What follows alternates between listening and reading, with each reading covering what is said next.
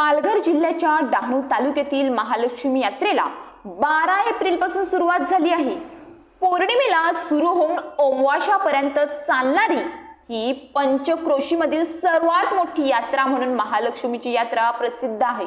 महालक्ष्मी मातेचे महत्त्व लक्षात घेता गुजरात, राजस्थान, नाशिक तसेच अनेक महाराष्ट्राच्या विविध जिल्ह्यातील रोज लाखोंच्या संख्येने भाविक यात्रेनिमित्त येथे दर्शनाला येतात। महालक्ष्मीची यात्रा म्हणजे देवीचे दर्शन आणि भुजिंग मासे हे अनेक वर्षांचे समीकरण बनले आहे। ही यात्रा म्हणजे खवय्यांसाठीची एक पर्वणी आहे।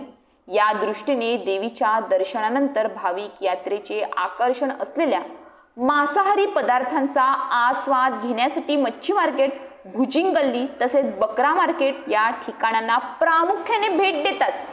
काही जण खाण्यास तयार असलेले भुजिंग, मटण, चिकन, मासे घेतात, तर काही जण जेवणाचे साहित्य म्हणजे भांडी आणि इतर साहित्य घेऊन येतात। यामुळे मांसाहारी दुकानांबरोबरच विविध प्रकारच्या मसाल्यांची दुकाने मांसाहारी पदार्थांच्या आसपास पाहावयास मिळतात। यामध्ये साधारणपणे मसाला विक्रेत्यांची 60च्या आसपास दुकाने आहेत, तर मांसाहार, मासे, मटण, खिमा अशी जवळपास 350हून अधिक दुकाने पाहायला मिळतात।